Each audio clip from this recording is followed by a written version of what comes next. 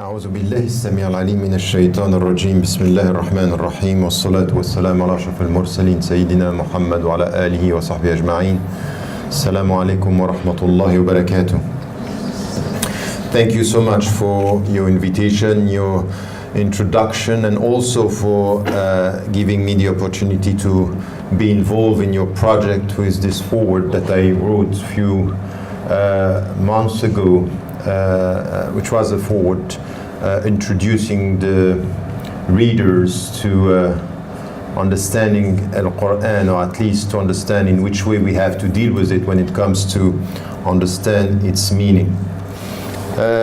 This talk is just a kind also of introduction to our relationship to the Quran from within as Muslims, but not only as Muslims. It's quite important to get it right from the very beginning. I'm used to say if somebody wants to understand Islam and to be introduced to Islam, paradoxically the Quran is not the first book to read. Why? Because the Quran is not an easy book. It's not an easy text. On the spiritual side, it's easy for anyone to get the spirit, to get the light. But if you want to understand the meanings, if you want to understand Islam, you have to be equipped when reading the Quran. And many people, you heard about this just after September the 11th in the States. Many people just jump onto the Quran. I want to understand. That's fine, but you know, you start reading the Quran with after Al-Fatiha, which is the opening, with Surah Al-Baqarah, which is the longest surah in the Quran, the longest chapter, and it was revealed after 13 years. So you start reading verses that are not chronologically following the revelation, so you don't get the very meaning, because what you get at the beginning is quite detailed, and it's in fact at the end that you get the big picture. So the overall spiritual message of Islam is at the end, and the detailed revelations are at the beginning. And if you go straight to this reading, you can be misled. And I always say to people, if you want to introduce yourself to Islam, start with the biography of the Prophet, peace be upon him. It's through the seerah, his biography, that you get, and the seerah that is helping you to get his life, the time, and the history with the revelations, that then you can understand what happened, and then you come to the Quran, then you come to the text. But it could be very difficult to start with the Quran. It's not a rule, because some of the people, they heard the Quran. You know the story of Yusuf Islam, Cat Stevens. In fact, he came to Islam through the Quran, because he read Surah Yusuf and said, this cannot be written by a human being. And some, by listening to the Quran in Arabic without understanding what was said, the beauty of it attracted them. But this is something which is not understanding Islam, is the heart which is core. This is another story. I'm here talking about understanding Islam. Understanding with your mind, understanding the rules, understanding the principles. So to be called with your heart is different from understanding with your mind the principles of your religion. Now, so this is an introduction before the introduction. Now starts my introduction. Just for you to follow where I'm heading. So my introduction is first to say three things. The first is, when we come to the Quran, we should understand that we are going to deal with a message that is at the same time simple and complex. And this is the very essence of everything when it comes to the Quran, is twofold. So simple as to the light that you can get, complex as to the principles that you have to extract.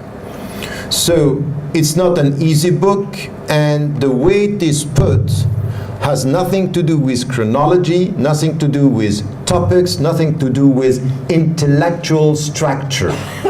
It's very strange.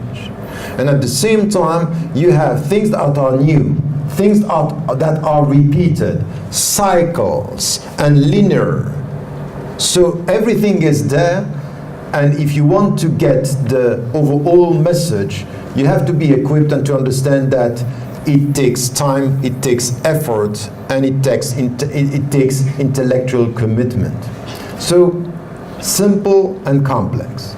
Second thing which is important is, once again, for anyone who comes to the Quran, there is terminology that should be apprehended and understood. Terminology means there are concepts that are very important. And it starts with something where we Muslims, speaking other languages, we have been misled, in fact, by the first translators of the Quran. If you come to the Bible and to come to the Torah, if you come to the previous holy books, in fact, in the Bible, we are talking about something which is the way the Psalms were recited.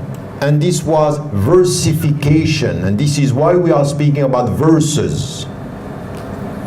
In Islam, that's not the right word. In fact, if you look at the Arabic here and why I put signs, in fact, the very word that we are using to speak about a verse in Arabic is a sign. Ayah. It's not a verse. Verse is a wrong translation. The literal meaning of ayah is sign. And in fact, this is a book full of signs. And every chapter, which is surah, is full of signs. And what is a sign? A sign, the difference between a sign and an element, if when you look at the element, you see the element. But if you look at the sign behind the element, you see the meaning of the element. You want an example? Traffic lights. You are all experiencing traffic lights. You know what I'm talking about. When you are with your car and it's red, the object is red. So behind the red, there is a meaning. You know that red means stop. So there is a sign behind the object. If you were to drive and to say it's red and you don't know the meaning, that is going to be a catastrophe. You need the meaning with the element. When it comes to the Quran, it's exactly the same. It's saying, you see a tree, it's a tree. But if you look with your heart, it's a tree telling you there is a creator giving you this. This is a gift. It's not only a tree. And this is why you have in the Quran, in one of the most beautiful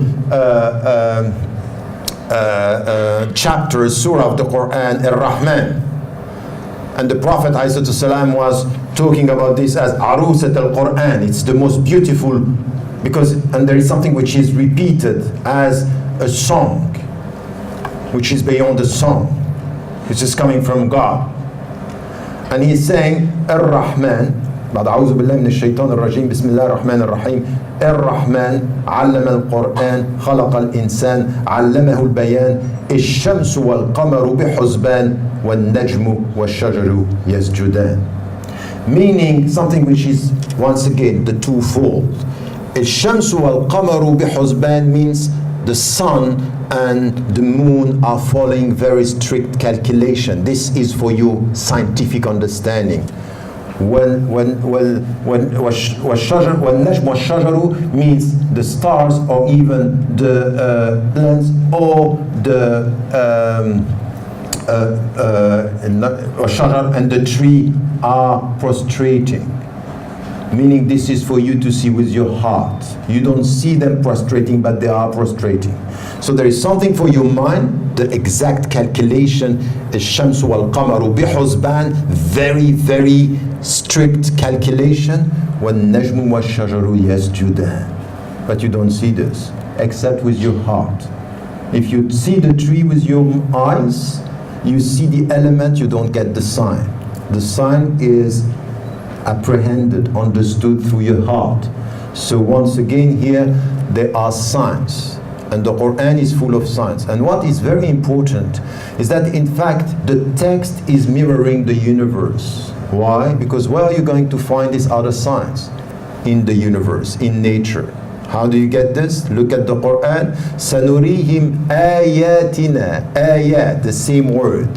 فِي الْآفَاقِ وَفِي أَنفُسِهِمْ. So we are going to show them our signs in the horizon, in the universe. So as much as you have signs with trees, with everything, all these things are elements you will find, and signs you will find them in the Quran.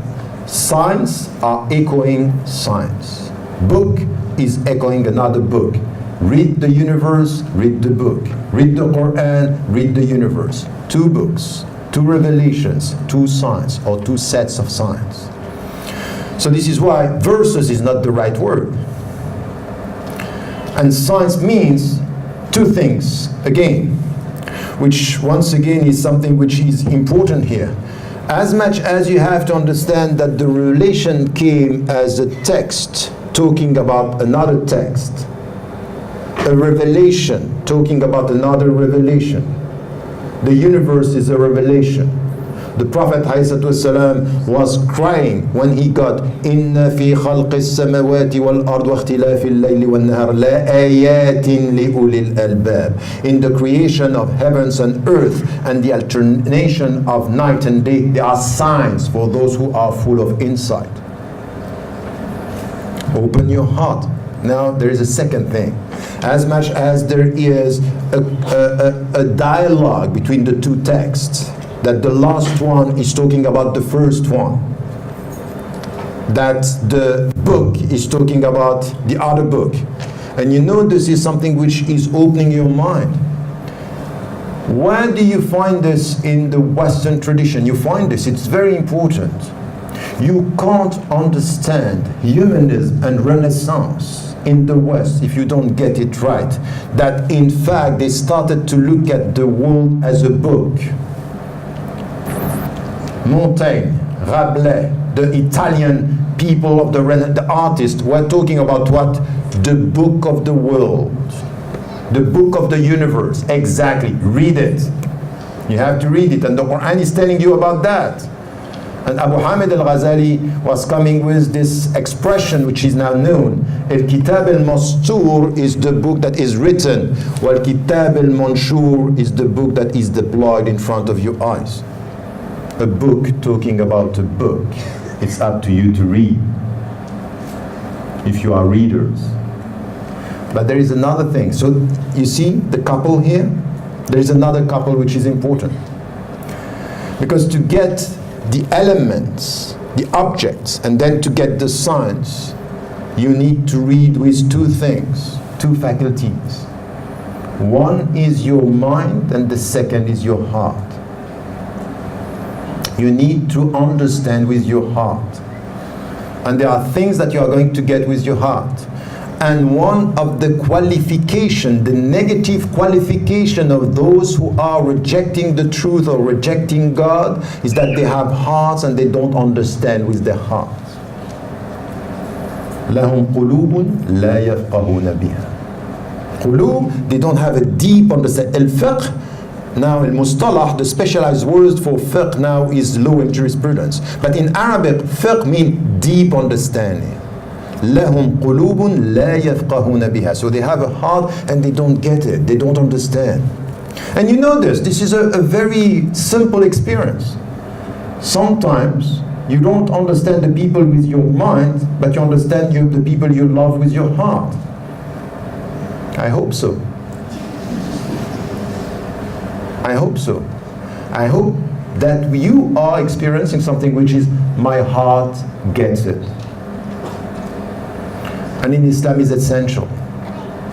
So why do the Muslims perform ablution before coming to the Quran? Why is it something which is do that? Do you think it's just a physical thing? No, it's a spiritual thing. Be equipped, purify physically your body to open up your heart spiritually. It's to open your mind. Many scholars, when they were to extract the rules, were performing prayers and ablutions before in order to open the heart. Because there are things that you cannot see with your eyes and your heart is opening. It's helping you. And you know the Quran, إنها لا تعمى الأبصار ولكن تعمى القلوب التي في الصدور. Your heart becomes blind. Your heart can become blind, and be careful, you don't only see things with your minds and your physical eyes. What I was saying, you need the physical eyes to get الشمس والقمر بحسبان, and you need the spiritual eyes to get والنجم والشجر يسجدان. You need both. So 2 books, 2 faculties, and always you in between. You should understand that the Quran is a call for personal responsibility. Read and come with all your faculties, your heart and your mind. But you have to come. And this is why the Quran, one of the most important verses that we have in the Quran are always this. Ya ayyuhalladhina amanu. O you who believe. And you have very strict verses. Istajibu, respond to the call. The Quran is a call, come, respond. It's the starting point of a dialogue. And sometimes it's confusing, because you don't know why the verses or why the chapters are starting like this. It's confusing for your mind and telling you, come with your intellectual humility. We always say this, the starting point of the revelation, the Quran is اقرأ باسم ربك الذي خلق. Read in the name of God who created. The 4th revelation, according to the chronology that was given to us by a Suyuti, who wrote a book on the Quran, إتقان علوم القرآن. الإتقان في علوم القرآن. So he wrote that book, and in this book he's coming with a chronology, and the 4th revelation is starting with something very strange. نون والقلم وما يسطرون. نون. What does it mean, noon? So you start with something. Aqra means read, you have to come to knowledge, and then just few revelations later, noon. And then you have other chapters say Alif Lam Mim. What does it mean? That's it. Come you with your mind and do the limits of your mind. Come with your mind to read, but know that you are not going to know everything. The Quran is a school for intellectual humility and spiritual openness. But intellectual humility, that sometimes you're not going to get it. And even the Prophet ﷺ, even him at the end was not able to tell us what noon means. He never said it. And the only thing that you have to say when it comes to Alif Lam Mim, the starting point, you start the Quran, Alif Lam Mim, Allahu A'lam. That's it. Allahu A'lam, God knows best. So you get this, a call for knowledge and a call for humility at the same time, to avoid anything which has to do with arrogance.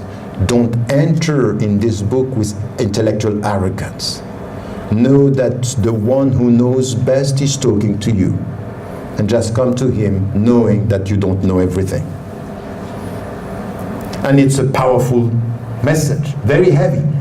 إِنَّا سَنُلْقِي عَلَيْكَ قَوْلًا ثَقِيلًا. It's going to be heavy. This book is a heavy meaning. Why?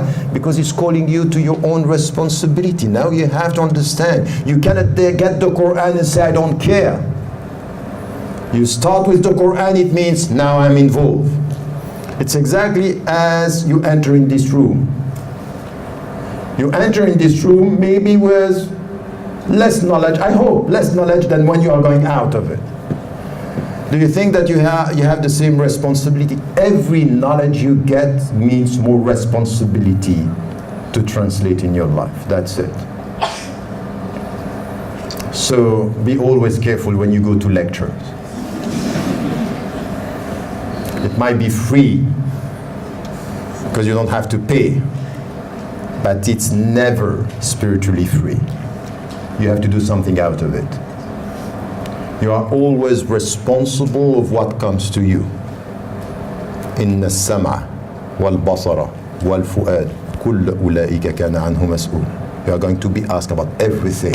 And if you heard something, you cannot say, oh, I didn't. I'm sorry, it's too late now. It's a call for responsibility. And then it's heavy, as I said.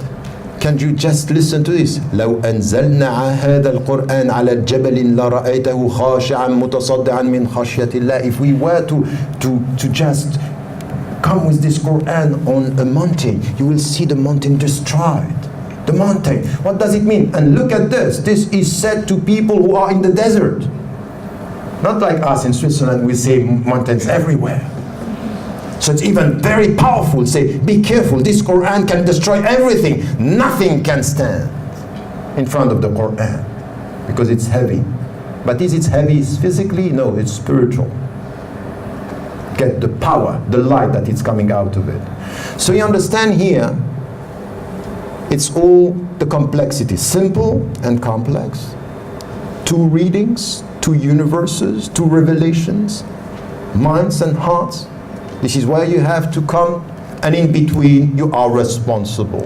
And the Quran is coming to human beings because they have a mind, they have a heart, and they have a conscience. They are full and they should be full of insight and understanding that mukallafun, now you have to do something. The Quran is a book sent for us to stand up or to live up to our responsibility, our human responsibility as believers. So it's a call. Now, having said that, what we need to understand out of all this big picture is the levels that we have in the Quran. And we have many levels. The first one has to do with something which we need to repeat. Is when you read the Quran, tartil, which is the way we recite the Quran, is a science in itself. And it has to do with the beauty of the Quran. It has to, you know, the beauty, the one who was calling for prayers, and the one the Prophet ﷺ was asking companions, so just give us the perfume of the Quran, read it the way it has to be read. وَرَتِّلِ الْقُرْآنَ تَرْتِيلًا, the way you have to, the psalmody, the recitation has to follow very strict rules. And we should get this right.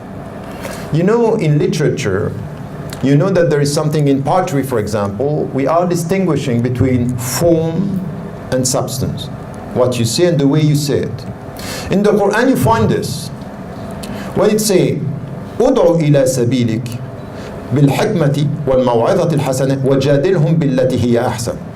Call to the path of your Lord and Allah bil-hikmah, with wisdom. You have to be wise yourself. And look at what comes just after this. Bil-hikmati wal-maw'izati al-hasanah, the best exhortation, the best substance, the best message. وَجَادِلْهُمْ بِالَّتِي أَحْسَنَ, and use the best way to talk to them. The best way with the best substance. And we get it in poetry, that the form is part of the substance. What is said, and the fact that it's well said is said in a beautiful way. So what is said is as important as the way it is said. So this is why you like poetry, isn't it? The Quran is all about this. What is said and revealed the way it is said. It's in itself a sign.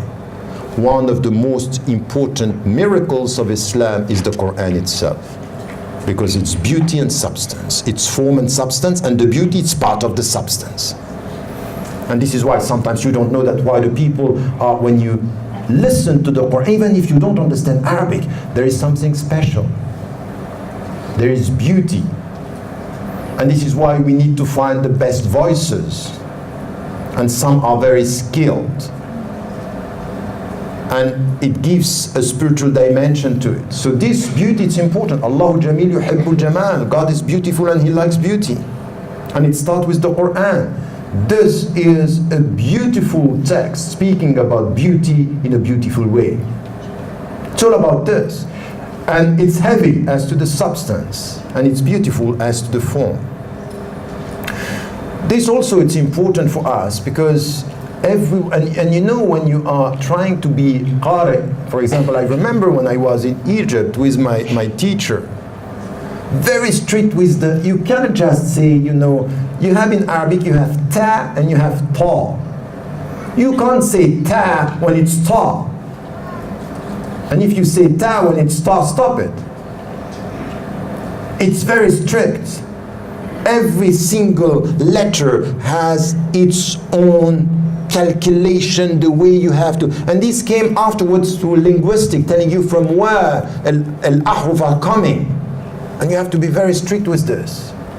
And when you have al-harakat, for example, when you have an alif, it's ta, 1, 2, and sometimes it's 4, and sometimes it's 6. And if you put 2 when it's 6, it's wrong. You are not dealing with the beautiful architecture of the form as much as there is an architecture of the substance. Very strict. So this is where we need to understand that. So why this is important? Because sometimes you listen to some voices say, wow, he's flying with us with the Quran. You are following and you think it's coming from nowhere. He's as strict with the technique as a pianist with its symphony or its piece. Why? Because when you master the way you deal with piano, then you can improvise. With the Quran is exactly the same. A very technical mastering of the rules, and then you can go. Then you can bring and take us very far. But the Quran is very, very demanding as to the technique of its reading. So this is one, and this is the starting point. Now there is something which is very special in the Quran, and this is very simple. It's very simple and it's very deep at the same time. When you start reading the Quran, there is something that you see which is very important, is that it's full of stories. You read the Quran, you have the stories of all the messengers, all the prophets, Moses, Jesus, and other prophets, Abraham, peace be upon them all. You have this. And it's very strange. These stories are coming in the Quran, so you have very simple story. Anyone can understand a story. And then they are coming back. It's in cycle. And sometimes you have the same elements of the story, and sometimes you don't have the same elements. It's something new. So it's the same story, but not exactly the same, and it's coming back. Why? First, get the very essence of a story. When you get a story, if you are a teacher in literature, you can see this with your students. You give them the same story, you can see the levels of understanding. Everyone is taking from the story things that he or she is putting in them. So a story is the same story for us, but not read the same way. Why? Because what you see in the story is coming from your own experience, your own life. You know, the richness of the way you read comes from the richness of your mind and your heart. You put them in the story. So Allah is talking to us through stories, helping every one of us to connect to the story at his or her level. You come to the story with your own level, your own understanding, and you take from the story exactly what you are experiencing at the time you are reading. In fact, the same story is never the same because you are not always the same. Sometimes you come to the story being sad, so the story is going to talk about sadness. And sometimes you are quite happy, and sometimes you are troubled, so the story is talking to you the way you read it, with your own understanding. And this is a universal message for you alone. You read Surah Yusuf, depending when, at which, and sometimes you read again and again, and it's not always the same. It's never the same. The same story which is never the same for you, because you are no longer the same. So it's accompanying you and talking to everyone. And then you read the Quran and the story is coming back. And so what is this? It's a way of dhikr. It's always coming back. It's repeating something which you have to understand, and it at the same time is remembrance for your heart and call for your mind. Because if you want to understand the true story of Moses, you need to get all the pieces. So you need to build it with your mind. So you need to be intellectually committed to understand. For example, the story of Adam and Hawa. It's Adam and Eve. It's something which is interesting. Because if you read it, sometimes you say, oh, he was wrong. He was the one who was attracted. In the other part, she. And sometimes both. So who is responsible? In the Christian tradition, she was. In the Islamic tradition, there are more occurrences when he was, or both were. And in fact, at the end, what the scholars came is they were both attracted. It's not the woman that seduced the man. We don't have this in the Islamic tradition.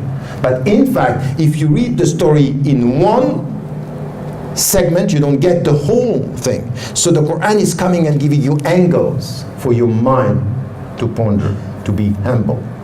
And your heart can get the story.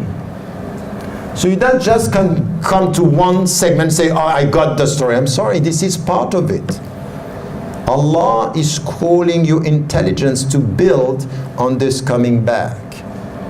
And when somebody is repeating you something, it depends how you listen to it. If you listen to it with your heart, it's different from listening to it with your mind.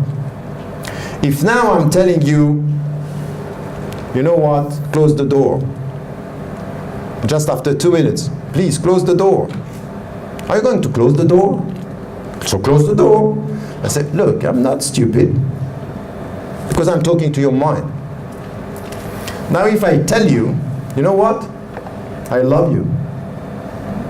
And after 2 minutes, I love you. And after 2 minutes, I love you. I'm going to be, I'm not stupid, I know that you love me. Are you going to listen to the same way? Repeating something with your heart is giving you strength as to your spiritual dimension. You love me, repeat it, and I need to repeat this. Repetition with your heart is not the same with repetition with your mind. It's not the same. The way something is repeated to your mind is not different. And the Quran is repeating for your mind and is repeating for your heart at the same time.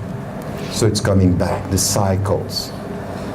And this is why you have to be open to this. So repetition could be intellectually an assessment of your lack of memory.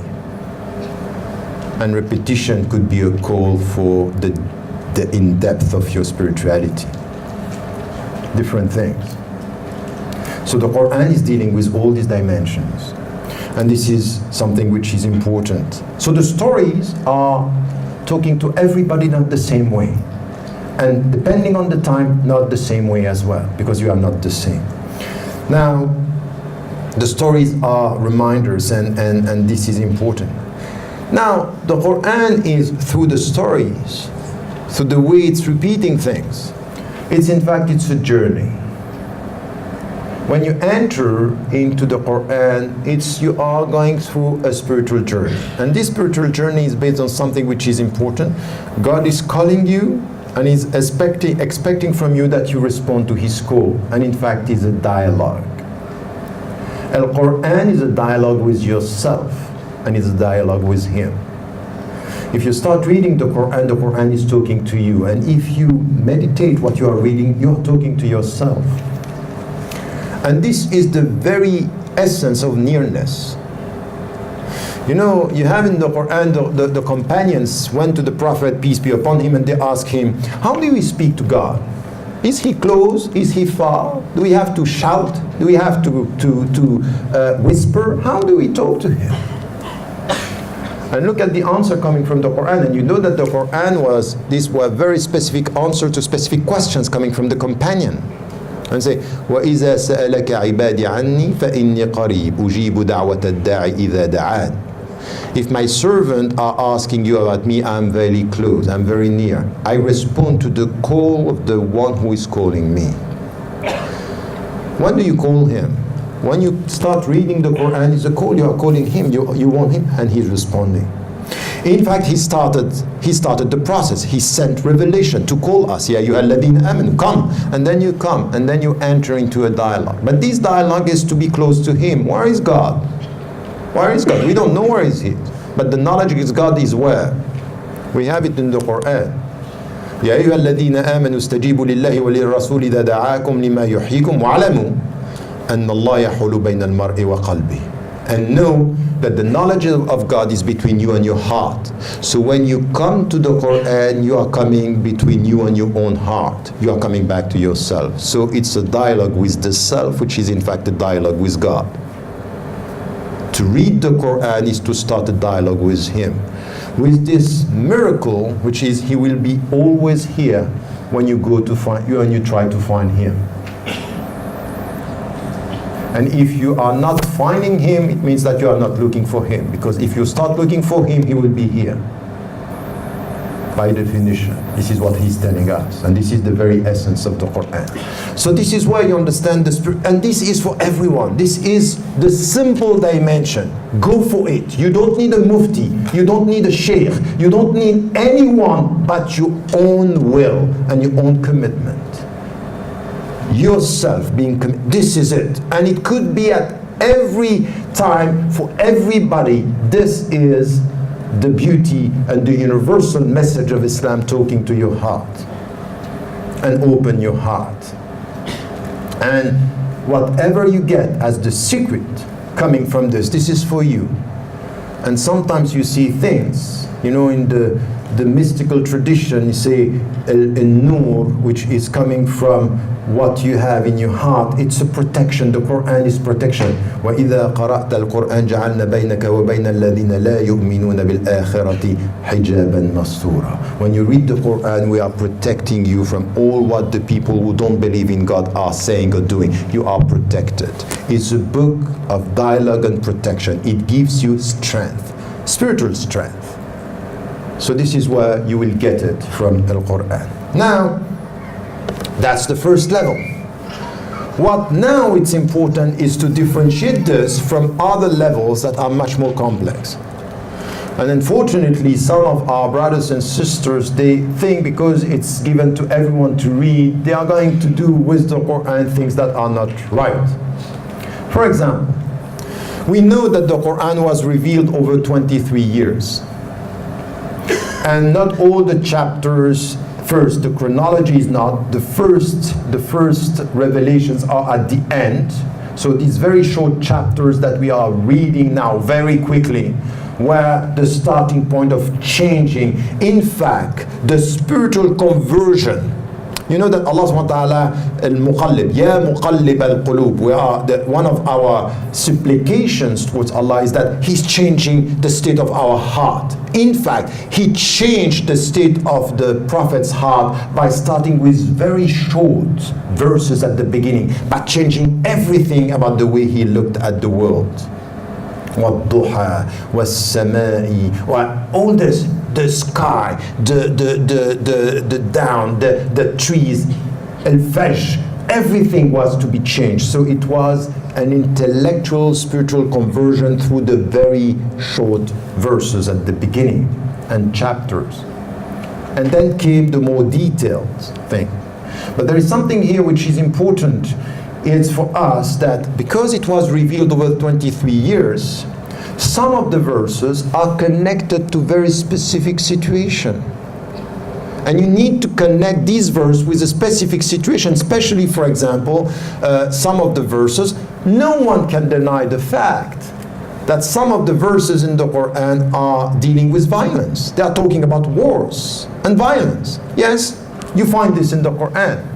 Now you cannot just take this and say, I extract this without coming to the 23 years of revelation understanding in which specific situation, to which situation this was connected, and how do we have to understand this? And especially, for example, the surah, the chapter 9, surah al-Tawbah, al-Bara'ah, which is connected to a very specific situation of war. And you have to connect this. To understand these verses, it has to be connected to the historical situation and environment. This is what we call in Ulum al-Quran, Asbab al-Nuzul, the reasons for this revelation.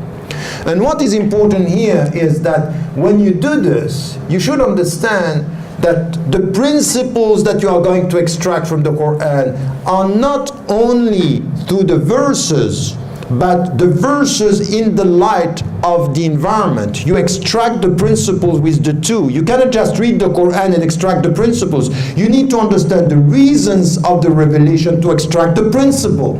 So there is an intellectual commitment to understand the text.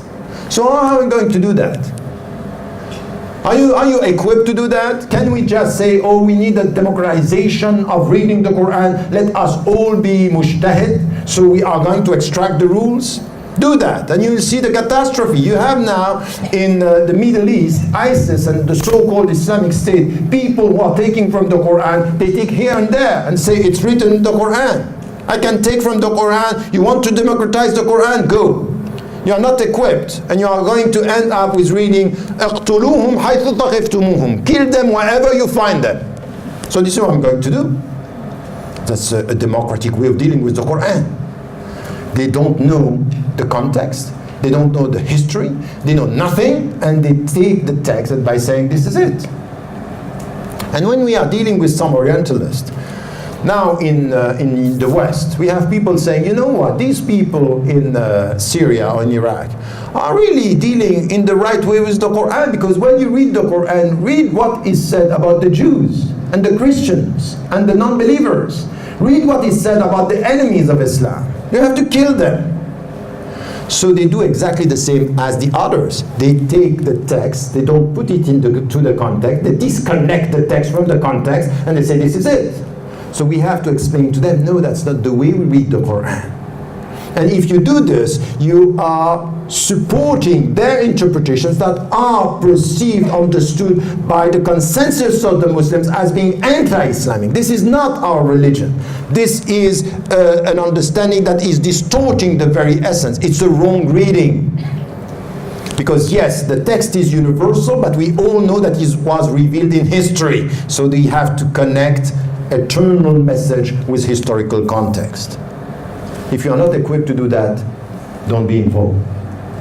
Don't, because it's not certain that at the end we are going to only extract the positive. If we open up this interpretation, we can have people who are narrow-minded, dogmatic minds, and they are going to distort. So first level is from some revelations to the context.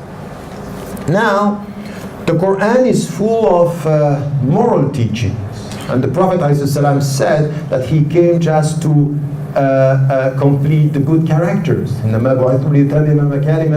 Principles, moral principles. If you read the Quran as it's not chronological, and that you have stories coming, how are we going to extract the al-fada'il, the virtues, the good behavior? Here, as much as in the first step you had to enter into the details, here you have to take a step back to get the overall message. To read the whole Quran and say, oh, so what are the principles that we have here? When it comes to morality, when it comes to education, justice, freedom, knowledge, all this. These are principles that are in the Quran. You can't get them like this. You have to read the whole text and from the whole message extract the principles.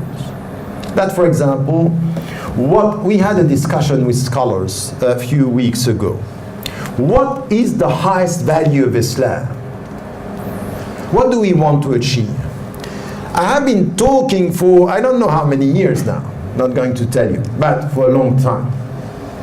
And I was always saying, you know, the highest value of Islam is justice. Because everything, al-adl is one of the names of God.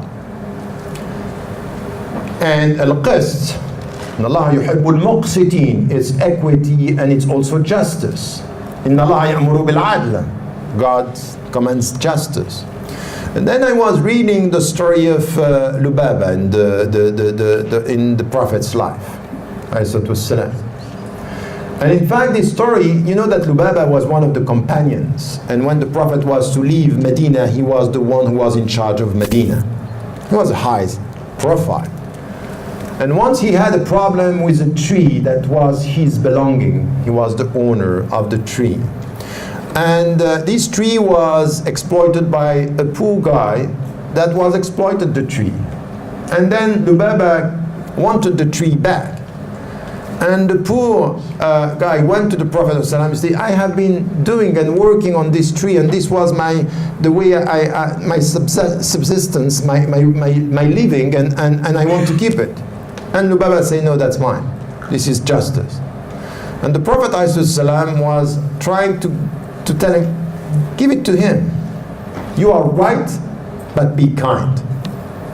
I said, no, that's my right. So one other companions were there, and the companion said, I'm ready to buy this tree. I give you all my trees, but I want to buy this tree. And he said, yes, of course. So justice and business. So he took the trees and he gave it to him, and he took the tree and gave it to the companion. And then you understand here that yes, it's good to be right, and sometimes it's better to go beyond justice. And then you come to the Quran. Inna Allah ya'muru bil 'adl wal ihsan.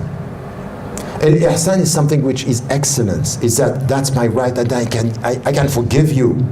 It's my right, but I forgive you. That's my right, but I give it to you. That's my right, but I show empathy. Something which is beyond your adl with your mind is beauty and generosity and empathy with your heart. It's sincerity. You are giving more. And even to forgive. Because to forgive, you need to go beyond justice. If you are obsessed with justice, you are not going to forgive. You are going to remember and to remind the people, that's my right. So we should struggle for justice, but not worship justice. But we have to struggle. And then I changed my mind by saying it might be that it's not justice that is the highest value. Now, I'm coming with something which is out of all the studies saying at the end, all what we are trying to get in Islam as the supreme value, min al-fada'il, is something which is in its very name. And Allah is As-Salam, and He's calling us to Dar as-Salam, and He's asking us to find salam in ourselves and with the people. In fact, Islam, when you come to Surah Al-Baqarah, is idkhulu fi silmi kafa. Enter into Allah's peace with all your heart, your mind, and your being. And in fact, everything that we are trying to do in our life is exactly this. Ifshu salam, spread peace around you. A Muslim, by definition, is trying to spread peace with his own self or her own self. I am trying to be at peace with myself, which is the highest level of being with God. Al-nafs al-mutma'inna, my inner peace, it's essential. But I try to be at peace with nature. And all the ecological calls today are just try to be at peace with the environment. Because if you destroy the environment, you are going to destroy yourself. Peace with nature, peace with your fellow human beings. And even if you resist the oppressors, your intention should be, I want peace with justice and dignity. I'm resisting your oppression because my role in this world is to promote peace, and you are promoting troubles and killings. So this is something which is important, is how do we construct this? You have to have the whole message and dealing with the Quran and try to extract the principles. And so as much as you were with the details, now you have with the global message. And then there is a third level. How are you going to deal with the rules? You can't read the Quran and extract the rules in an easy way because it's not chronological. If you read, for example, the Quran, you won't get the right chronology, for example, as to the fact that you cannot drink alcohol. Because the one who is telling you fashtanibu, that you have to stop, chronologically it's come the last one, but in the text is not the last one. So if you are not aware of the chronology, if you haven't studied the chronology, if you don't know the steps, if you don't understand, for example, that we have 4 revelations telling the Muslims you have to avoid interest and riba, if you don't get the chronology, you don't get the meaning. So you cannot just read the text and just turn the pages and say, that's it, I'm reading. No, you need to get the chronology. You need to get the whole teachings and how Allah was dealing with the first community step by step. 9 years to stop drinking alcohol. Not one night, not 2 days, 9 years. And one of the last one who was drinking alcohol before the last revelation came saying, "Fashtanibu, stop it now," was Umar ibn al-Khattab radiallahu anhu, one of the companions.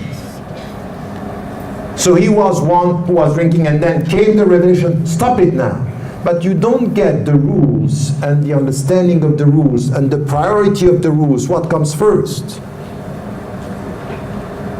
You should understand this, and you have to understand the levels.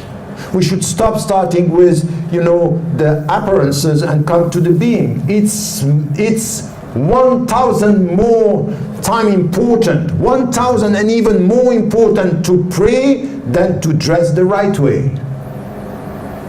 You get that? Start by praying and not look at me the way I dress.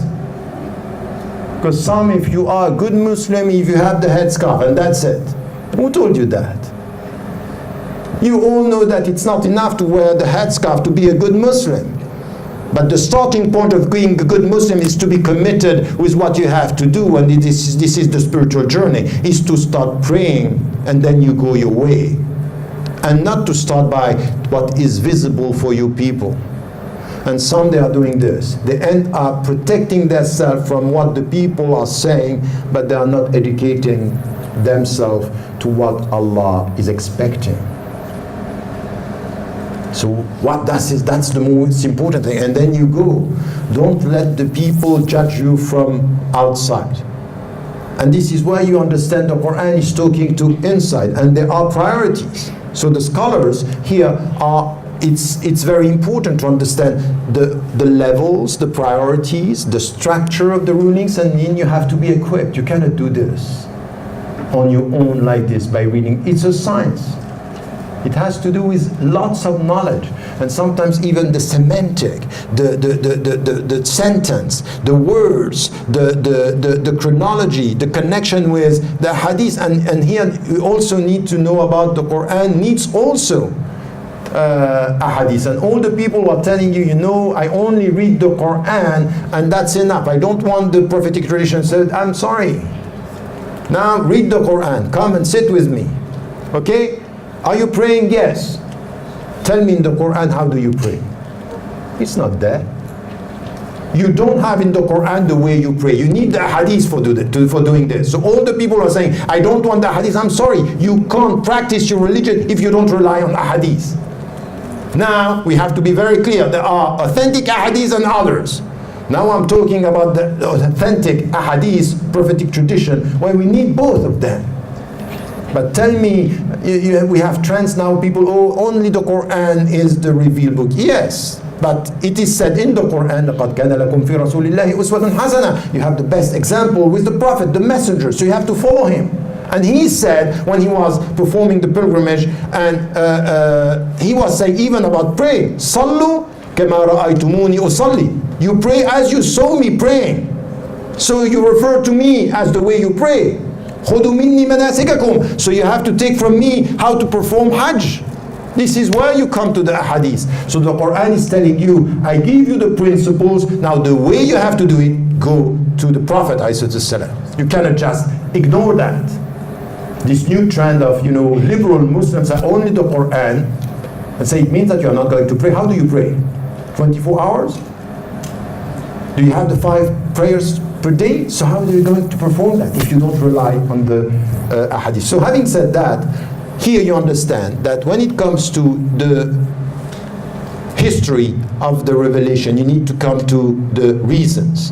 When you come to the principles, you have to come with the overall. And when you come the overall message. And when you come to the rules, you need to have a clear understanding of the chronology, the understanding of the priorities, what is clear in the text, what is open to interpretation. There are some verses that are clear, some others open for interpretation. All this needs to be tackled, and you need to be equipped. So you understand, it was simple, and now is the second part to say, wow, it's quite complex.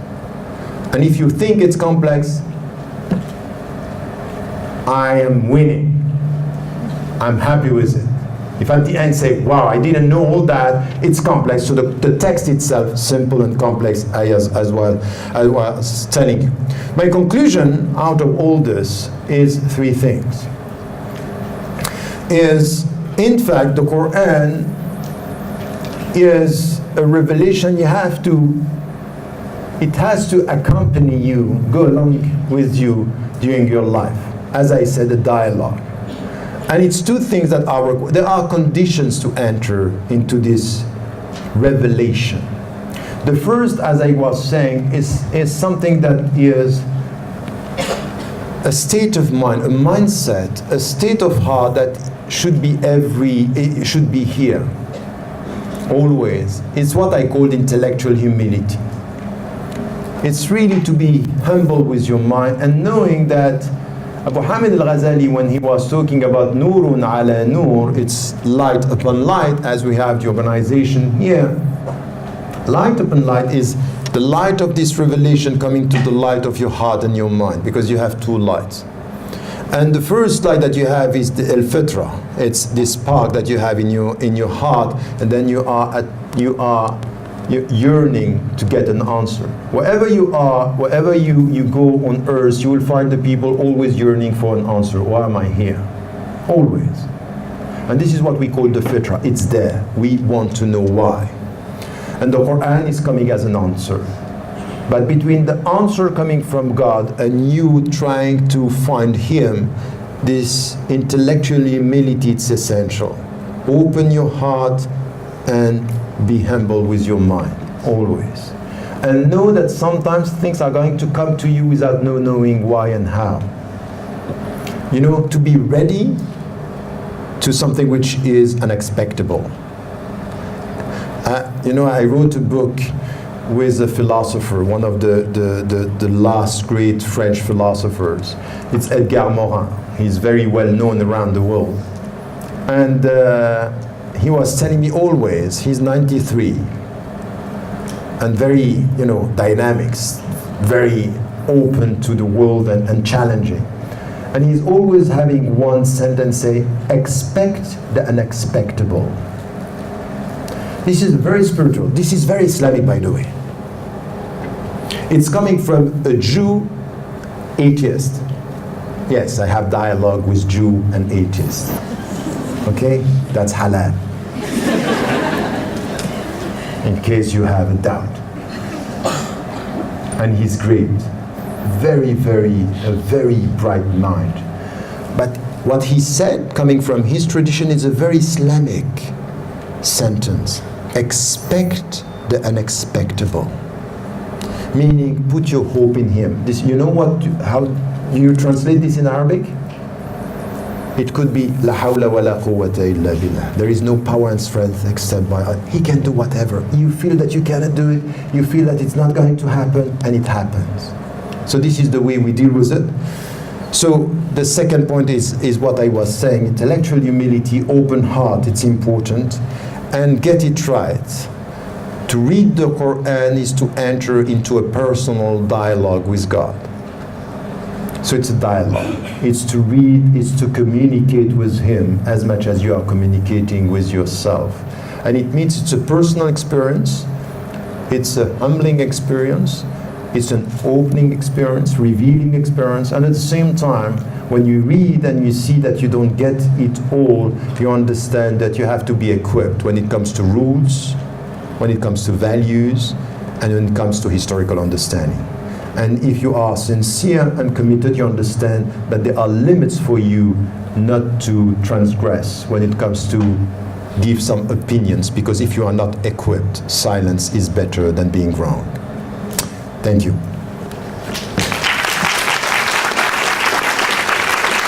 go and sit there.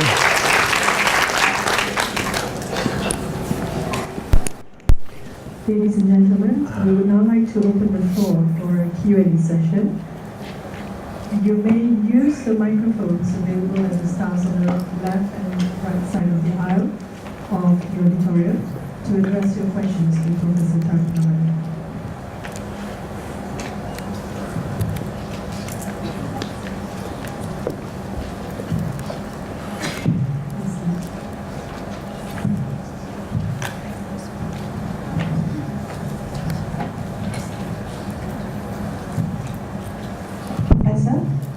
I have two questions. I don't speak Arabic, so what would be the best translation in your mind to understand to understand the meaning of the Quran? Yeah, that's question number one. Number two, you were talking about how the verses were revealed not in a chronological order. So how do you, in order for us to understand it from start to end, in a way that would not get us confused about the message, after the Al-Fatiha, what is the next verse that we should be reading, or should we just read it the way it has been put together for us?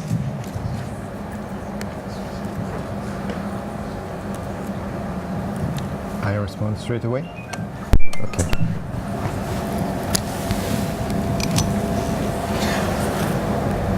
Bismillah. Thank you. The first question is what is the best translations? I think that you have many translations, and I would suggest to everybody not to rely only on one. There is one translation that it's interesting because it's at the same time there are some explanation that you had from Muhammad Asad. It's a translation that I like and I used a lot. But Yusuf Ali, it's also a translation that you can use. And I would say not only one, you can use two.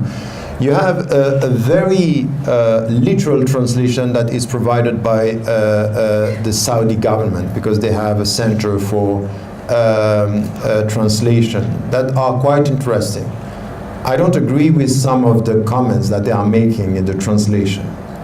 But at least what is interesting is that they are very strict with the Arabic words. So it could, you need to look for not only the meaning you like, but also sometimes the very clear understanding of some of the words. So I would not only take one and that's it. I would have two or three, and you go and read here and there, and sometimes you can see the differences and it helps you. I would also suggest to every one of you to take few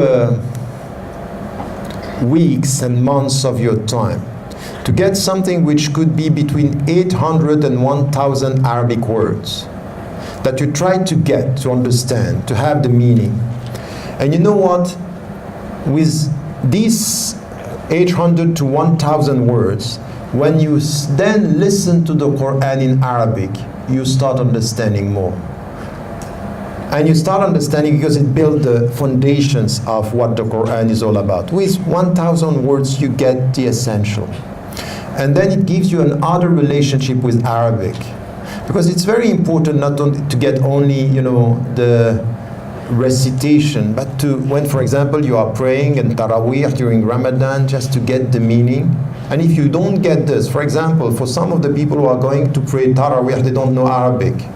I would suggest, as you know, that the people are going to read one third years every day, so it's one chapter or one section. Just go and read it in English before, in order when you listen to be connected to the meaning. We have too many Muslims. Some of them, they know the Quran by heart, they don't know what they are saying.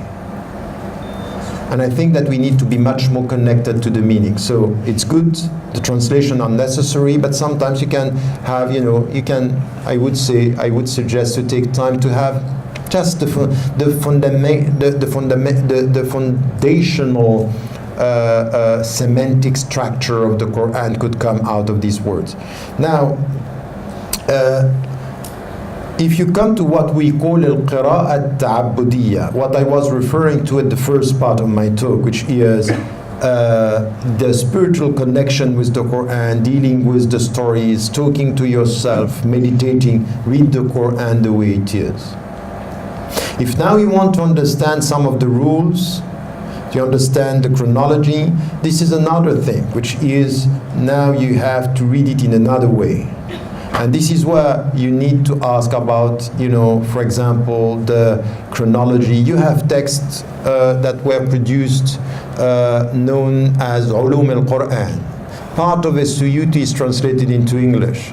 Al-Itqan fi Ulum al-Quran, when he is talking about the chronology, giving us the chronological order of the chapters, for example. And you have tafasir, which are commentaries of the Quran that can help you to get this. So if you are reading it for spiritual experience, read it the way it is. If now you want to understand more about its chronology and the priorities, this is where you go to Ulum al-Quran and other texts where you will be given the chronology, some of the structures and the way you have to deal with it. And then if you go to the rules, this is where you have to read other things. For example, when it comes to fiqh, Islamic law and jurisprudence, we are dealing with ayat al-ahkam. So the ayat, the verses that are dealing with the rules. And these verses are extracted from the Quran and understood in the structure of the legal Islamic framework. So it's another way of reading it.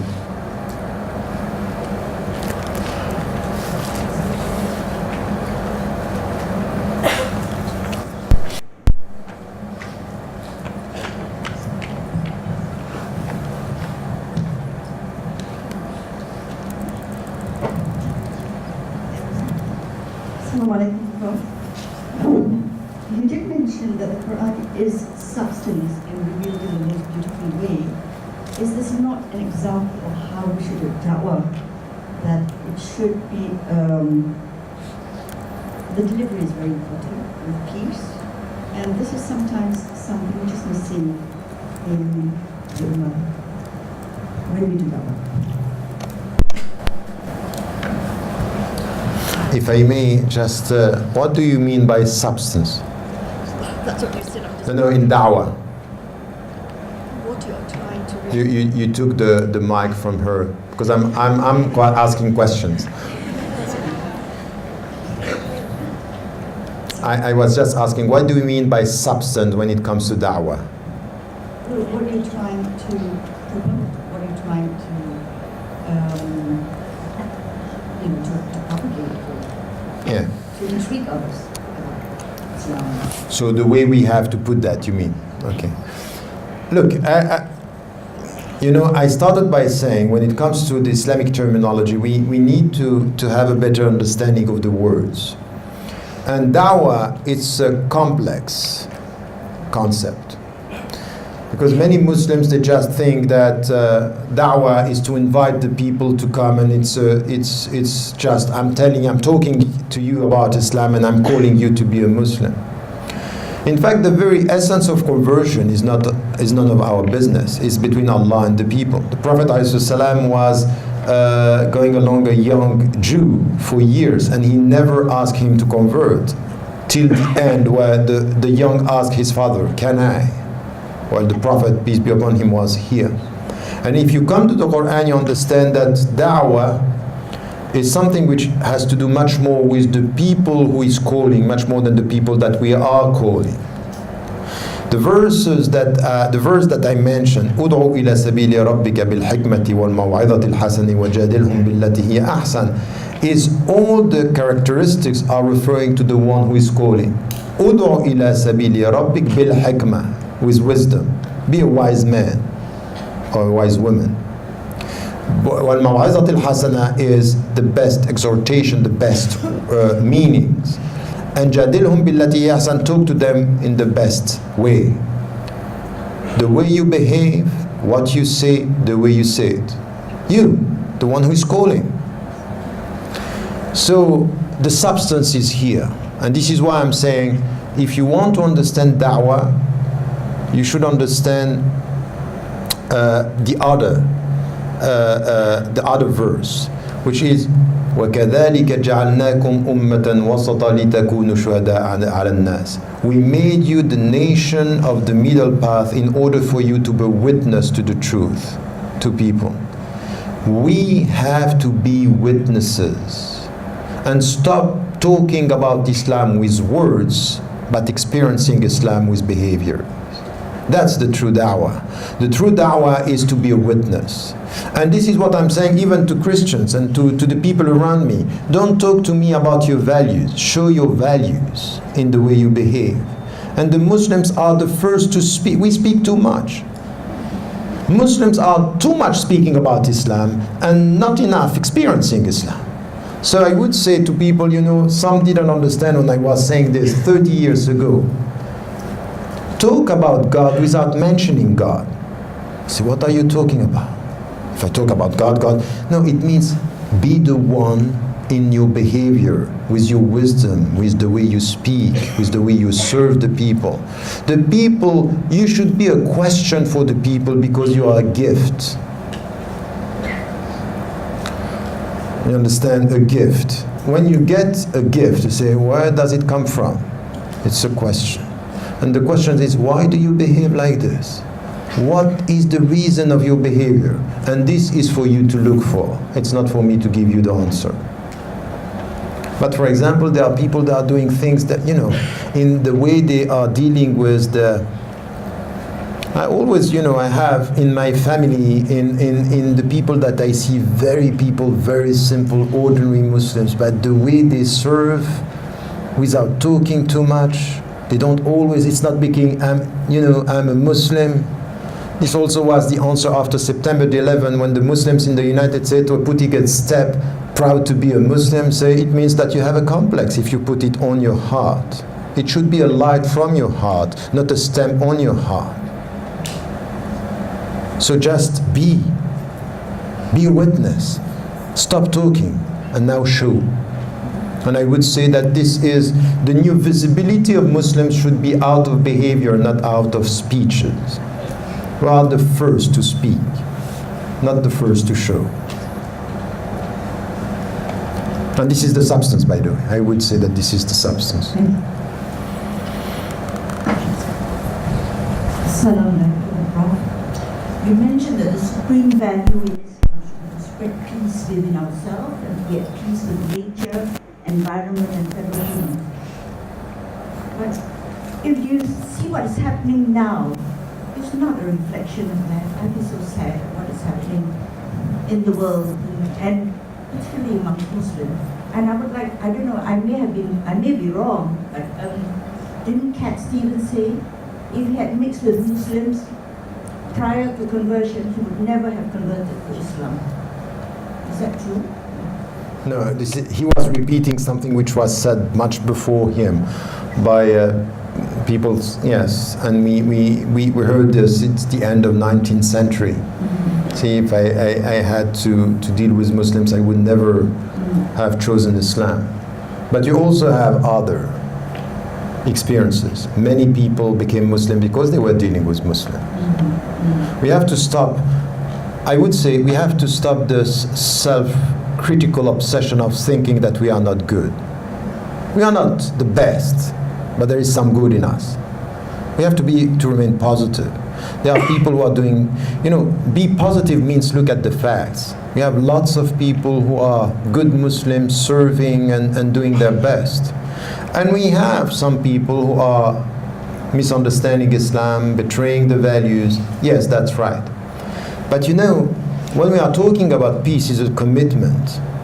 And in Islam, to get peace means you have to struggle. This is paradoxical. But you are not at peace with yourself by being passive. You have to struggle with your own self. You have to liberate yourself from your own ego to get peace. So it's the greatest struggle. And when you are dealing with this world, you cannot just, I don't like this kind of, this is the new age that you have, and the 60s say, what, peace and love.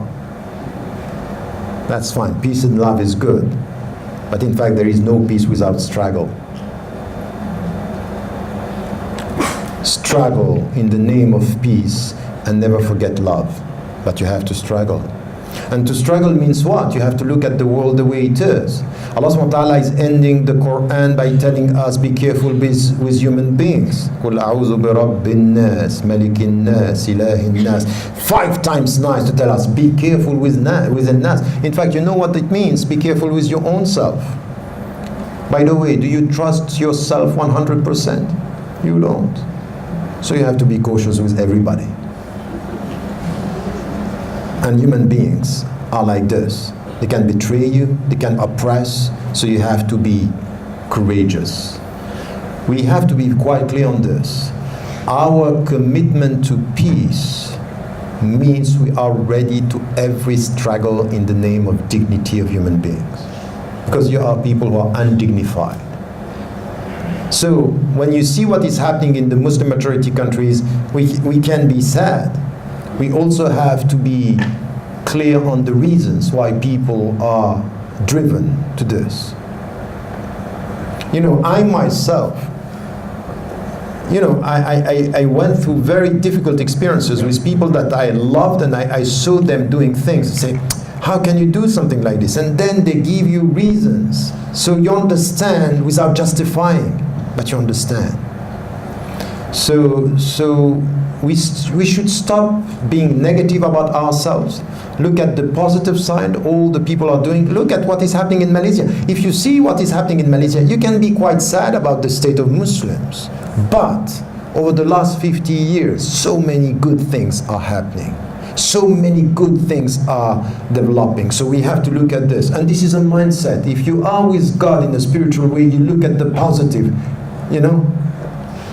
The Prophet ﷺ once was starting a war, and he knew that 1/3 of the people with him were quite hypocrites, and he went because he relied on the sincere and not being obsessed with the hypocrites. We are obsessed with the hypocrites, and we don't rely on and we are not hoping and putting our hope in the sincere people. I think we have to change our mind. We have to change. We have to be much more serene and calm and at peace with this. It starts with this. If you are looking at peace, just look with a kind of positive side on these dimensions. And then you have to do your job. You have to try to, but be careful not to judge your brothers and sisters. I keep on repeating this because I really think it's a spiritual commitment. Be very harsh with acts and behaviors, and be soft with human beings. Never come with a definitive judgment on people. You don't know what could happen. You don't know why and what they can change. Even with the people who are denying God. You don't like the fact of denying God, and you respect the people for who they are because you don't know what they can be, and tomorrow they can be better than you even. So I think that this is something which is a positive side, to look at the world. Many people are telling me, you keep on talking, we have been talking for 30 years now and nothing is changing. And that's not right. Even here, you come here and maybe somebody is going to listen to what you have to say, 1 out of 200. And this is going to change his or her life. And it might be that you came all the way just for him or her. Numbers don't matter when it comes to heart. It matters when it comes to capitalism.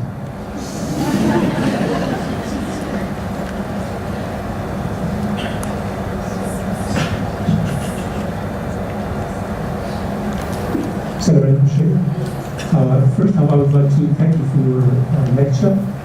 The second thing, I have an eminent since we live in a connected world, I have an eminent from someone that you know in France.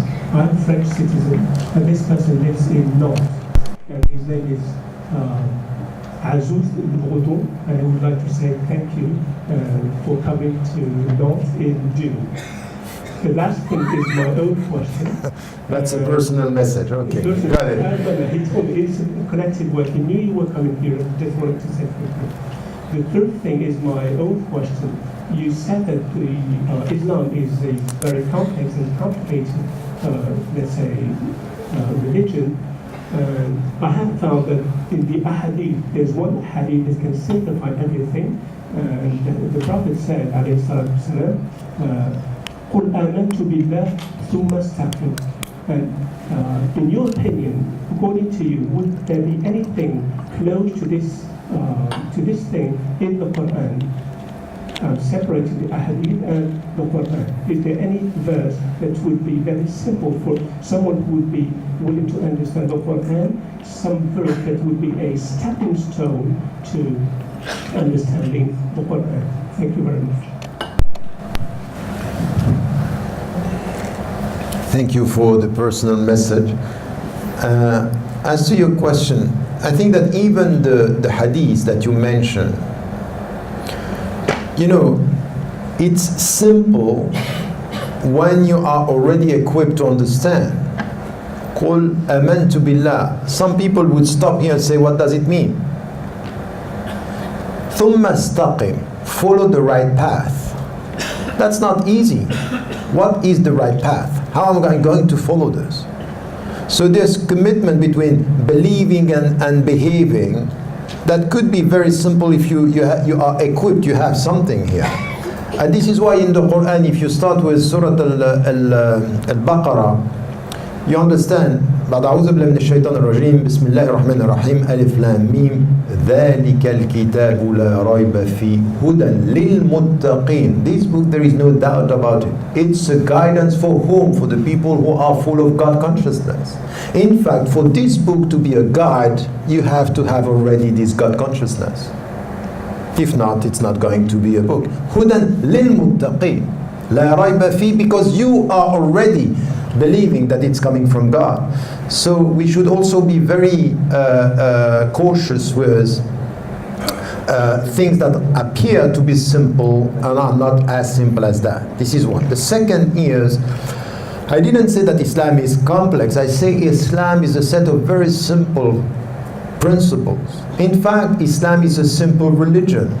But Islam is telling us that this simple religion with simple principles are to be dealt with a complicated life. And anyone who is going in the name of the simplicity of Islam to tell you that your life is simple doesn't get it. No, my life is complicated. And it's very complex to deal with simplicity. It's not easy at all. It's not easy for some, the struggle to pray, the struggle to be strict with some rules. And especially when we are in an environment where there is a cultural pressure on you, coming from wherever. It's not easy, because you feel that you have tensions. Something which is, you know, when you deal with your own kids, you come to them and you want to give them principles. And they come to you and they say, yeah, but what are they thinking of me? Who is this they? My friends. They are looking at me. So I'm torn apart between my principles because I want them, and them because I want them as well. I love them. They are having an opinion on me, and I don't know how to deal. The principles are simple. This tension is complex.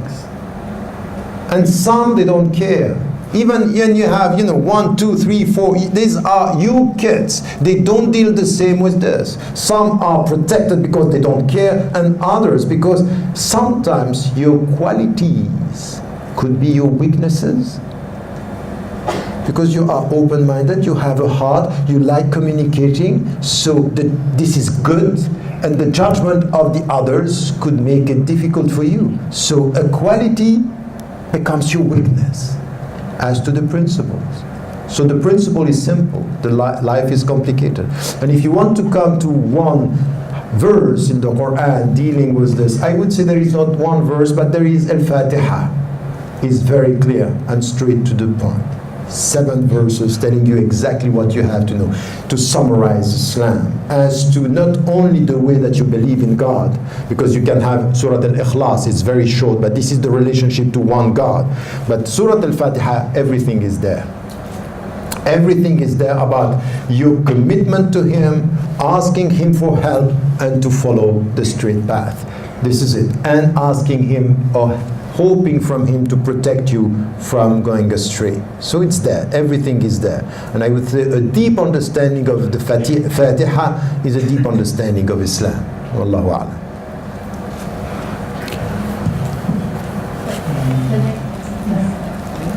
Thank you, Professor, for a great lecture. A couple of weeks ago, you slammed Western media for inciting Islamophobia. Are there any independent and impartial views that we can look through? What did I do? Slam Western media for inciting Islamophobia. I don't know why you have read this. Al Jazeera. I said all the Western media. Okay. I think that I have to clarify this. I don't like this kind of generalization, and I don't think that what I did was this in Al Jazeera. What I said is that yes, some media and mainstream media are nurturing a sense of targeting and stigmatizing the Muslims in the West. Not all of them, by the way, but the mainstream media, and in some countries more than others. And I would say that I am questioning and at least bringing some journalists to task and to their responsibility when it comes to what are you doing by nurturing always this discourse and rhetoric about Islam and Muslims being always alien to the society. So, but not all the journalists are doing this, and I have met journalists even in France, and I'm mentioning this. Now, in a recent, if you go on my website, it's in English, in Arabic, and in French. I'm trying in my Facebook official to have everything in the 3 languages. If you go there, I just wrote something about the mainstream journalists in France by telling them, in fact, what you are doing today is nurturing and normalizing a discourse that yesterday was only promoted by the Front National and the far-right parties. You are normalizing this discourse. And I think that this is your responsibility now also, this is what I'm saying to the journalists, to look at other actors, other realities on the ground, and to understand that French Muslims are French, and they are part of this society. European Muslims are Europeans. So this is a call for the journalists, but I'm not generalizing, but I'm really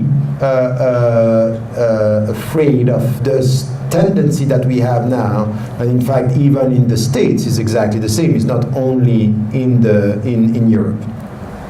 2 things are important.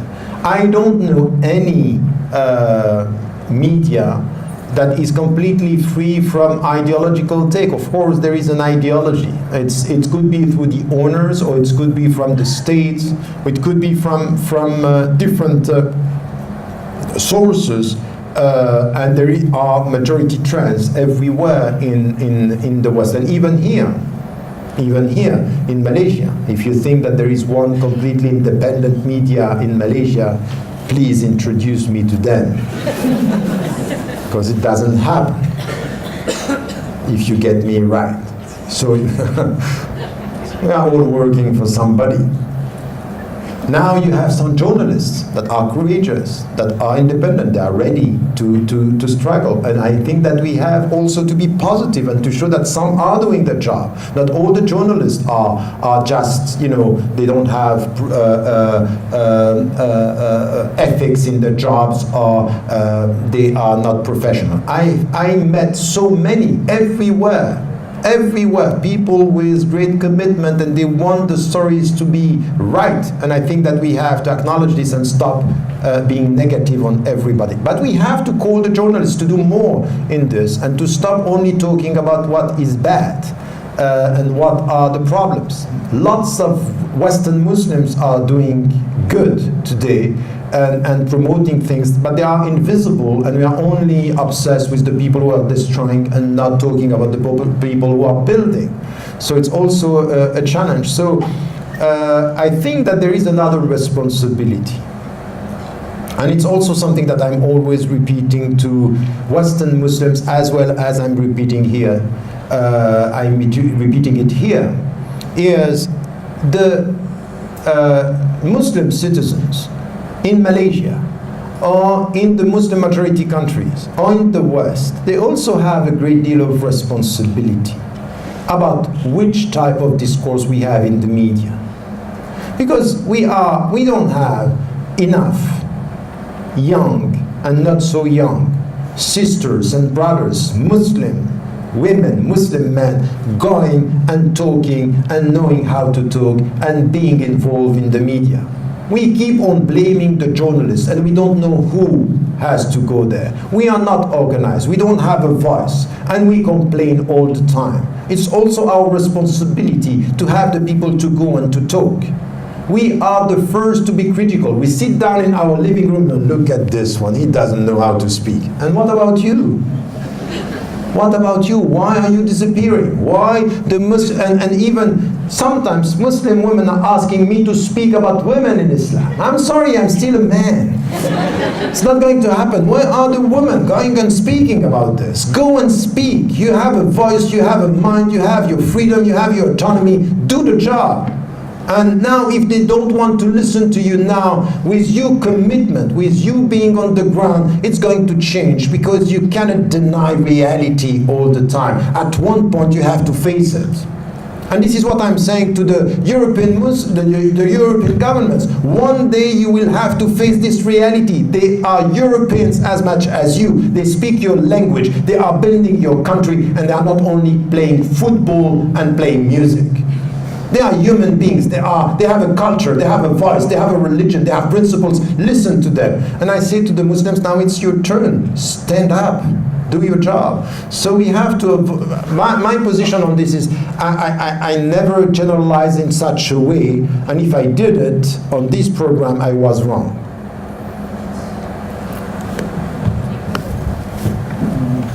Assalamualaikum. Professor Ramadan. I'm French. I'm living in Malaysia for a few years, and I really follow, especially when you talk about the peace, looking for peace. And according to my narrow point of view, for me peace is a huge, to find peace nowadays, especially in a big city, is a very, very huge challenge. And I'm likely to think it's quite vain to seeking peace here. And I want to know your point of view about that.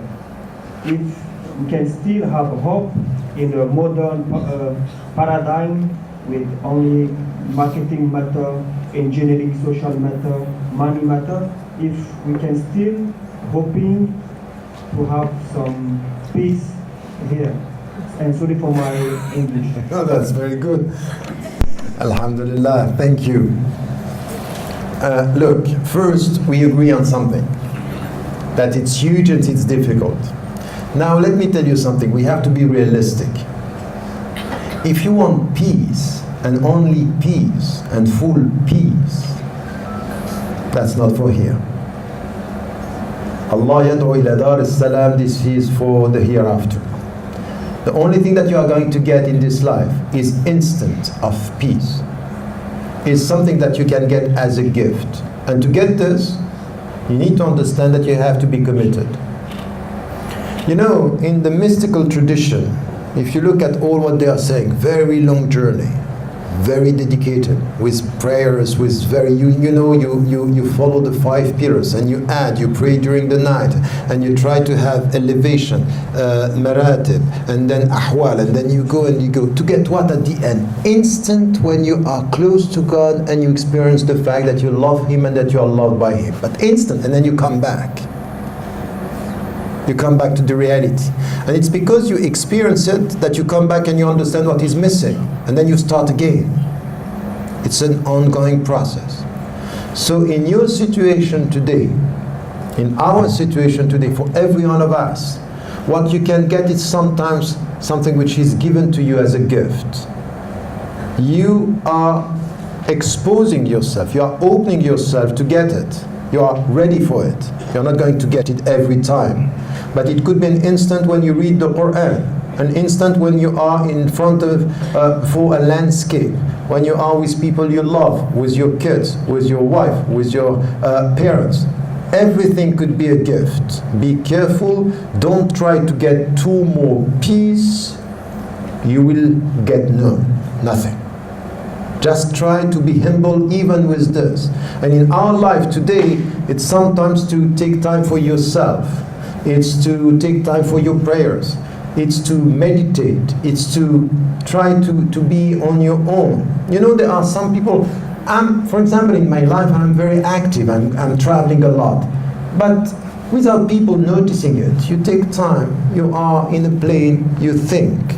You meditate, you read, and then you stop reading and you think, and you just think, you pray. These are things that are very important. How much time you give to yourself, and this has not to be noticed by the people, it has to be you and yourself.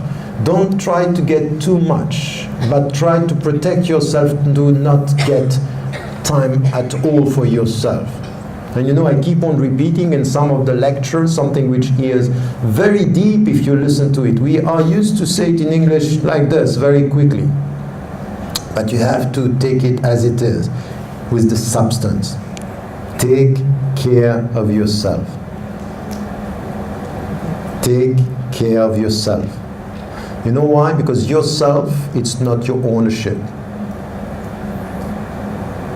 It's a gift. You are for yourself a gift. And Allah gave to yourself a body, a mind, a heart. And you will come back to Him. So take care of yourself, everything. And this is why you have to be just. You know, in Adam and Hawa, Adam and Eve, they said at the beginning, رَبَّنَا ظَلَمْنَا أَنفُسَنَا. We have been unjust with our own self. And there is one saying from the Prophet, peace be upon him, saying, وَأَعْطِ كُلَّ ذِي حَقٍّ حَقًّا. Give everything in yourself its own right. Your mind, your heart, your body, yourself. You need to be just. It's a struggle, and this is the way you are going to get peace. So this is a struggle, and it starts with taking care of yourself, and the spiritual dimension, the physical dimension, the social dimension, your own dignity. Don't let, you want peace with your own self, never let anybody mistreat your dignity. Never. So these are things that they are part of your daily life. So I don't like this understanding of some people confusing this with isolating yourself from the world, and this is where, you know, I will get peace. No. You have to get peace in the middle of your social life, within the people. And it means, how do you protect yourself from being colonized by the environment? In fact, life in Islam is an ongoing jihad, if you understand the meaning. I gave a lecture yesterday about this. And the meaning of jihad is this resistance and reform that is needed. But in the end, it's a liberation. A liberation. You have to liberate yourself from this ego and the troubles that are coming with it. It's an ongoing process. And the only thing that you can expect is instant of peace. Instant of light. Instant. And sometimes it goes with the people you love more and more. Just take this. And you know what you have to do with this? Something which is essential. Essential. Never, never forget to thank Him. Ashkurillah. Thank Him to everything that you get. And sometimes and always, in fact, you have even to thank Him for the hurdles and the obstacles on your way. Because Remember this, Allah is always testing the people He loves. That's great. If you just think about this, and sometimes say, oh, this time I am very much tested. Sometimes it's a real test. It could be a deep love. Depends how you're going to deal with it.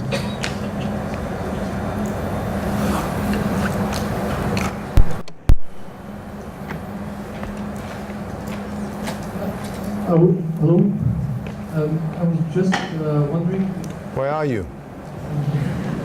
I was just wondering if you could explain the difference between the tradition and the authentic hadith, and how to place the authentic hadith in the whole gamma of Islamic knowledge. Between tradition, you mean Sunnah? The traditions in general, when you make a distinction between the traditions as the hadiths that are, I don't know, that's actually the question, is it the Sunnah? Okay, look, this is quite a specific question. Just to be quick and to summarize. What we know, and coming from the classical Islamic studies, is the two main sources of Islam are Al-Quran, the Quran, and a Sunnah. We call Sunnah. What is understood by the scholar by Sunnah has changed in history. Now what we call Sunnah are the collection of ahadith that are reporting what the Prophet, peace be upon him, said, did, or approved. Okay? Said, did, or approved. At the beginning, the Sunnah, when the Prophet himself was talking about the Sunnah, this was understood in a wider way. For example, Malik, the first of the four traditions that we have today, wrote a book called Al-Muwatta. And in this book, he is integrating in the ahadith and with the ahadith the way of life of the people, his own opinion as part of the Sunnah. Why? Because he was relying on the authentic ahadith. Authentic ahadith means these are the ahadith that we know through the chain of transmission and through the content that they are considered as authentic and acknowledged as being so. And they are the minority among all the ahadith, because the great majority are considered as weak. It could be from da'if to or Hassan, and sometimes Hassan is not considered enough just to be used as supporting a rule. But we have classification. In ulum al-hadith you have up to 43 to 48, even more depending on the scholar, classification of authenticity. At the highest level it's considered as, so it's a science in itself. So some are considered as not. 2 books are considered in this, you have 6 books with the Sunni, 4 books with the Shia that are considered as reference books as to the authentic prophetic tradition.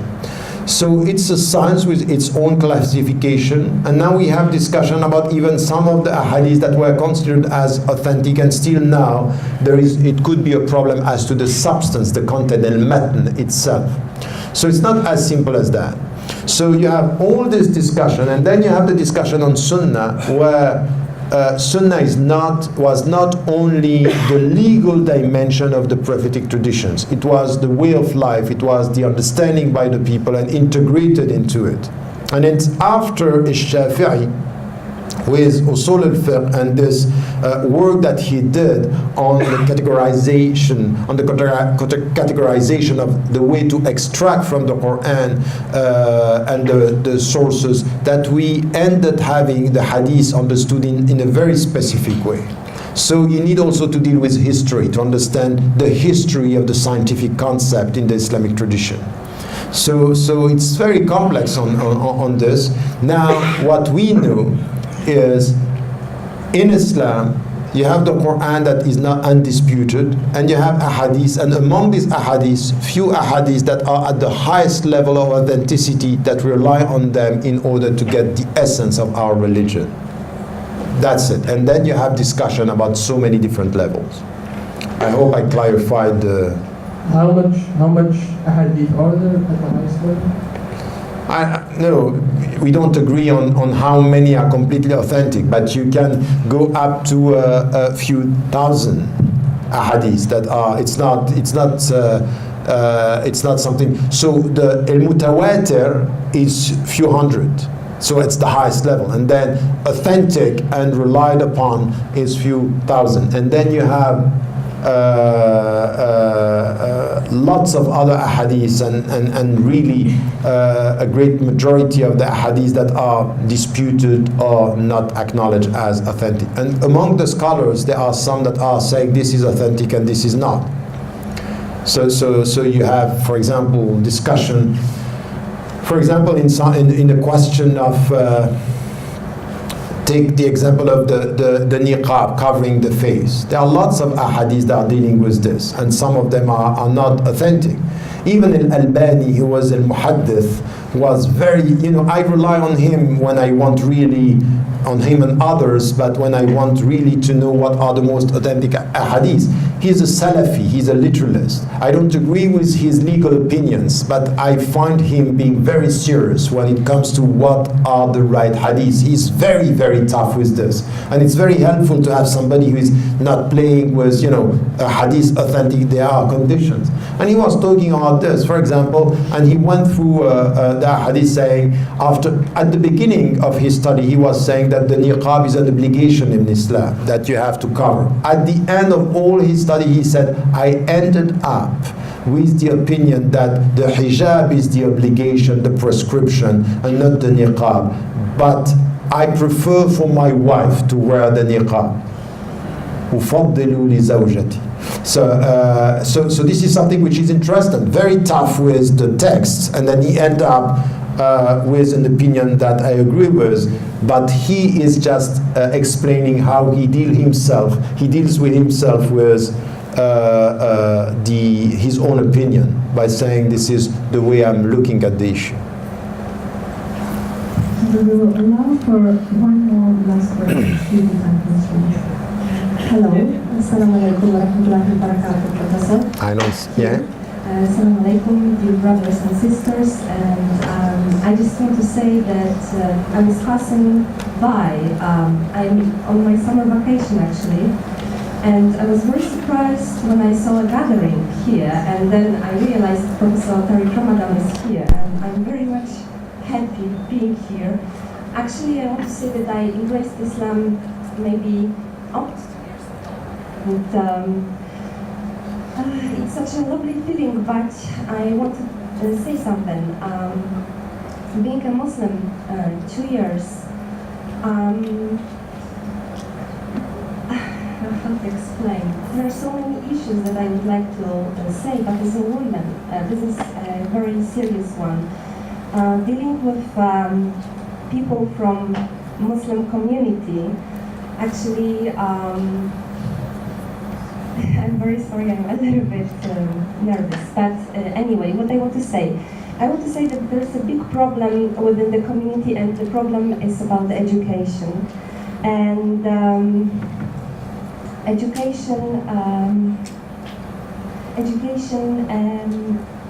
Islamic education. People lack knowledge, and also this is the reminder for myself, because I'm from Poland, I'm Polish Muslim, I'm what is so-called from the West, although I don't like this fake distinction between West and East, because I think that we are all connected. And the problem that I found is how Muslim women and Muslim men think about themselves, because I had so many conversations with people, and when I talk to them, and for example, some men, they told me, well, I think that men is superior than women, and then they are quoting Quran and they are just quoting some hadith, and for me it's very much surprising, because I was raised completely differently, and this is not Islam, this is not in Islam, and I think it's a cultural heritage or whatever. But what I want to say, this is it. I just want to say that we need to learn as much as we can, and please, my sisters, learn, and please, I'm telling to myself that we need to always continuously study, and please, men, let women breathe. Because this is,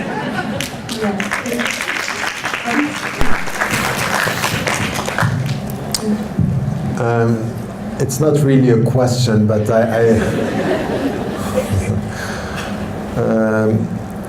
just to react on what you are saying. Because at the end, what I understand from your experience being a Muslim is to look at embracing Islam and dealing with Muslims. These are two different things. And it's really, your point, it's important, and it's even important here. Because you are calling Muslim women to go for more education and Muslim men to let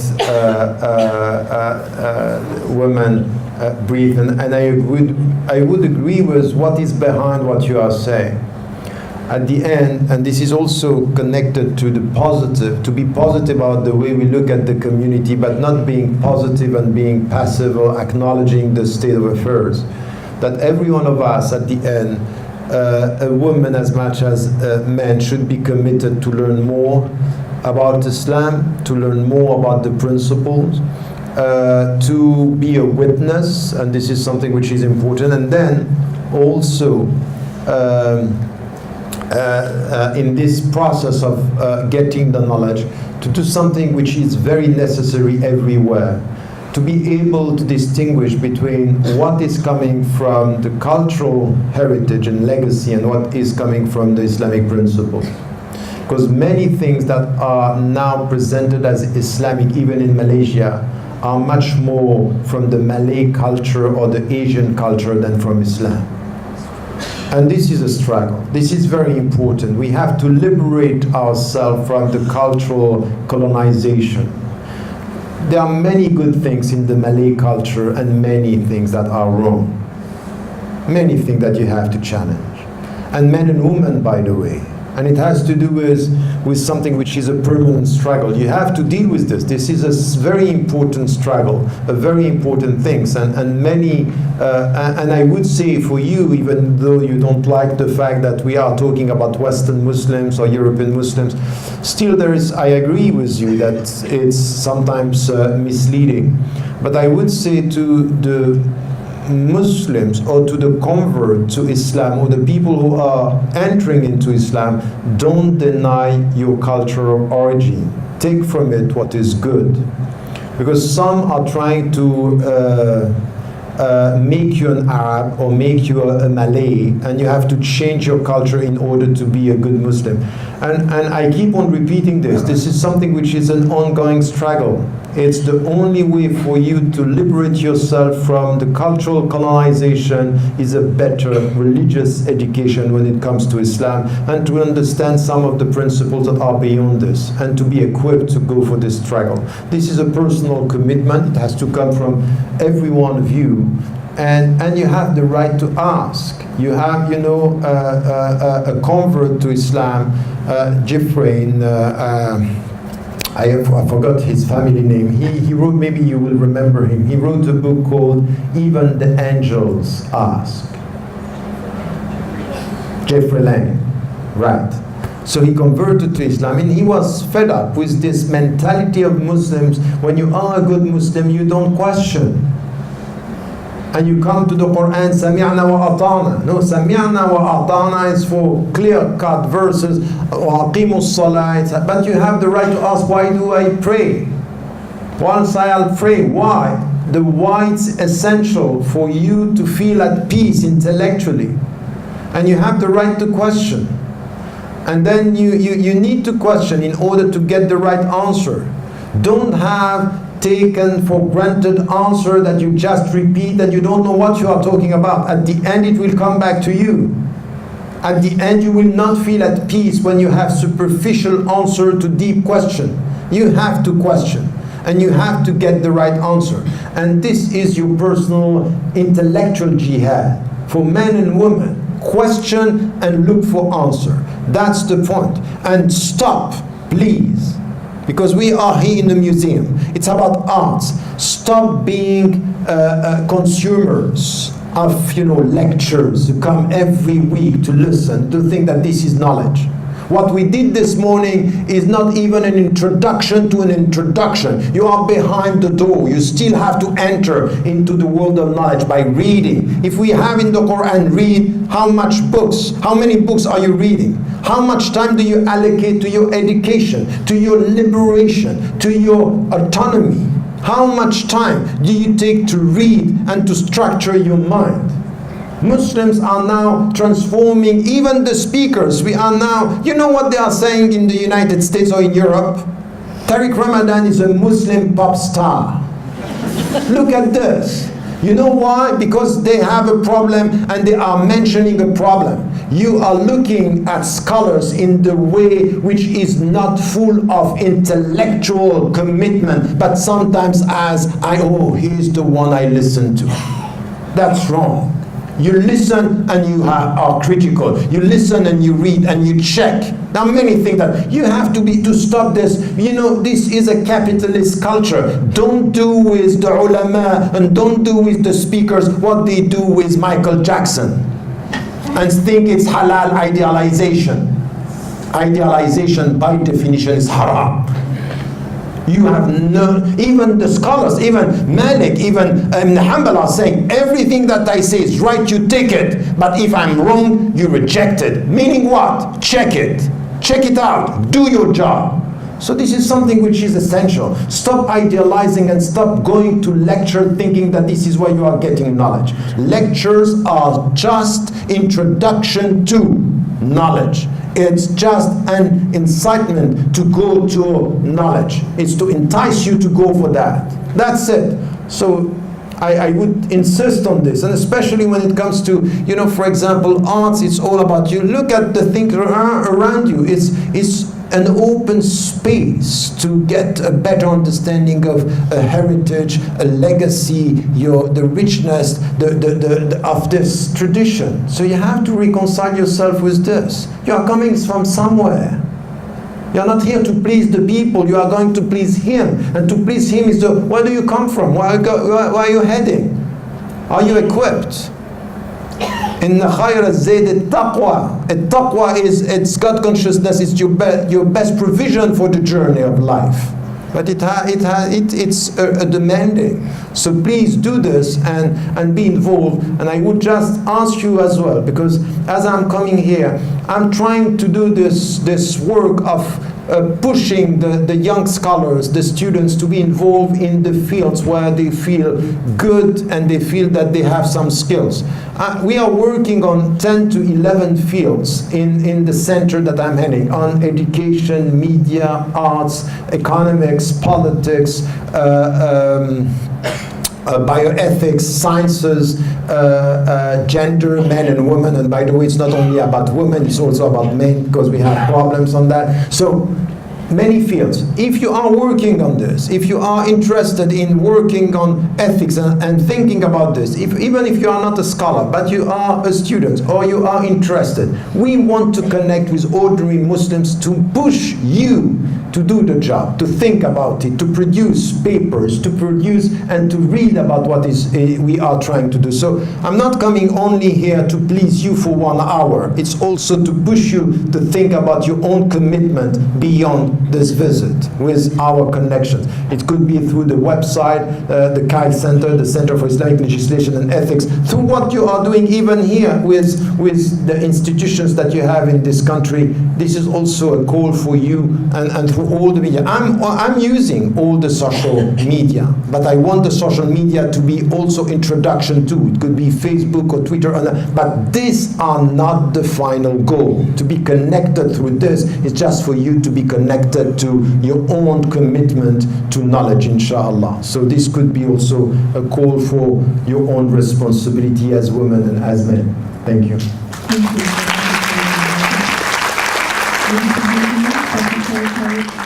you.